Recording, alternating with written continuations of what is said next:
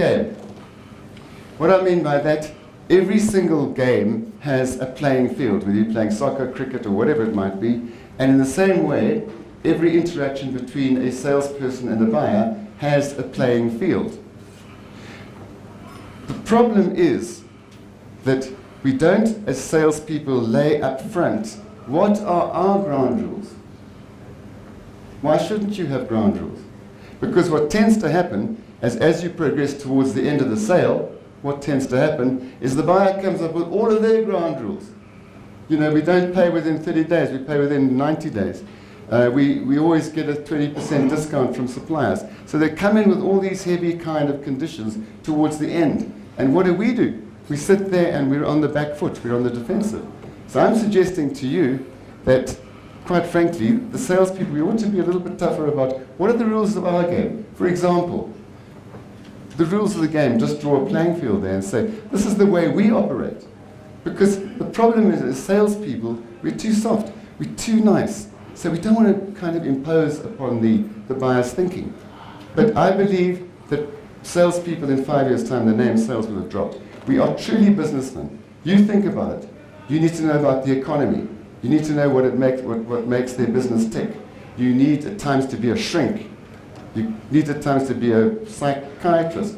They cry on your shoulder. You're a hell of a lot more than just a salesperson. You're a business person. And you guys, in my book, need to understand what is happening in their market sector, what's happening in the economy. You are business people, and what you're looking for is an ROI as well as they are. Is the problem sufficiently compelling to take action now? Sometimes we're dealing with problems where there's a time frame from the buyer of 6 months. Now I ask you, is that an urgent and important timeline? Depends what. Sometimes people will say, it depends upon the complexity of the sales solution. But really, if somebody's only want to take action in 6 months' time, what the hell are they on?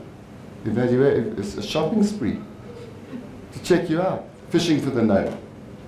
I'm suggesting that one of our ground rules should be something like this to the buyer. If at any stage you feel uncomfortable with the way that we are presenting and you feel that this is not going to be the right fit for your organization, please feel free to say no. And so will I. And let's walk away from this without any guilt and without any obligation being broken. In other words, let's fish for the no, and I've written some blogs on the website which you can see. It sounds crazy. Your sales managers, sales directors will say, we've always been taught to fish for the yes. The more yeses we get, the easier the deal is to close. I'm saying try as a professional, stop calling yourself a salesperson. Start as a professional business person to fish for the no early. Who the hell wants a no right at the bloody end? Fish for it up front, man. Be pushy. No.